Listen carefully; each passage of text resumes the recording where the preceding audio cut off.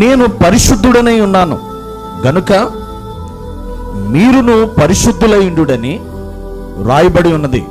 కాగా మీరు విధేయులకు పిల్లలై మీ పూర్వపు అజ్ఞాన దశలో మీకుండిన ఆశలను అనుసరించి ప్రవర్తించక మిమ్మును పిలుచునువాడు పరిశుద్ధుడై ఉన్న ప్రకారము మీరును సమస్త ప్రవర్తనలయందు పరిశుద్ధులై ఉండు.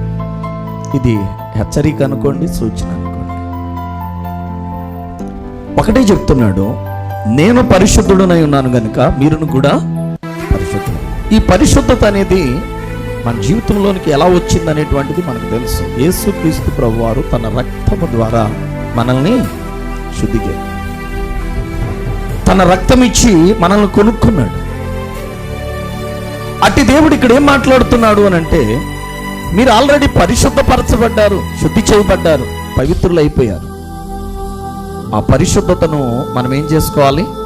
కాపాడుకోవాలి. ఆ పరిశుద్ధతలో నిలిచి ఉండాలి. అలా ఉండకుండా ఏమంటాడంటే, మీరు మీ పూర్వపు అజ్ఞాన దశలో మీకుండిన ఆశలను అనుసరించి, పరిశుద్ధత అనేటువంటిది మనలో నుంచి ఎప్పుడు కోల్పోతామంటే, పాతకాలపు కోరికలు, పాతకాలపు ఆలోచనలు, పాతకాలపు జీవితం మనలో ఉంటుంది. దానిని మరలా కొనసాగించటం వలన, ఆ ప్రవర్తనలో మనం ప్రవర్తించటం వలన, అందుకనే ఇక్కడ ఏమంటాడు అంటే, ప్రవర్తింపక ఆ జీవితాన్ని ఇంకా చూడకూడదు. పౌలు గారు ఏమన్నాడంటే, మునుపు నేను హింసకుడను, దోషకుడను, హానికరుడను అని అన్నాడు. కానీ దమస్కు ప్రాంతంలో యేసుక్రీస్తు చేత పట్టబడిన తర్వాత ఆ హింస, దోషణ, హాని చేయటము మానేశాడు.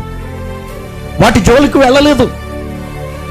ఈరోజు దేవుని బిడ్డలమైన మనం వన్స్ యేసుక్రీస్తు రక్తము ద్వారా కడగబడిన తర్వాత, ఆయన బిడ్డలమని ముద్ర వేయబడిన తర్వాత, ఆయన వారముగా ప్రతిష్ఠించబడిన తర్వాత, ప్రియమైన దేవుని బిడ్డలారా, మనం చేయవలసింది ఏంటంటే, మరలా అటువైపుకు వెళ్ళటానికి వీలు. ఇదే మాటను అపోస్తలుడైన పౌలు గారు ఎఫెసీయులో ఏమంటాడంటే, పూర్వం మీరు చీకటి అయి ఉన్నారు, ఇప్పుడు క్రీస్తు యేసునందు. ఒకవేళ ఆ అజ్ఞాన దశలో మీరు ఉన్నటువంటి ఆ ప్రవర్తన ఇప్పుడు క్రీస్తు రక్తము చేత కడగబడినప్పుడు కూడా మరలా అదే ఆలోచన కలిగి ఉంటే, మరలా మీరు ఎక్కడికి వెళ్తారు? చీకటిలోనికి వెళ్ళిపోతారు. మీ జీవితం చీకటమయమైపోయి ఉంటుంది. ఆ ఆలోచనలొద్దు, ఆ ఆశలొద్దు, ఆ కోరికలొద్దు, ఆ ప్రవర్తన వద్దు, ఆ నడవడిక వద్దు. అప్పుడు జీవితం వేరు. ఆ జీవితాన్ని మనం ఏం చేసుకోవాలని చెప్తున్నాడు దేవుడు? విడిచిపెట్టి. ఇది ఖచ్చితంగా చెప్తున్నాడు. ఎందుకంటే నీలో పరిశుద్ధత నిలబడాలి, అలాగే ఉండాలి. ఎందుకని నేను ఈ మాట అంటున్నానంటే, పరిశుద్ధ లేఖనాల్లో అంటాడు, మత్తయి సువార్తలు అంటాడు, హృదయ శుద్ధి గలవారు ధన్యులు, వారు దేవుణ్ణి చూస్తారు.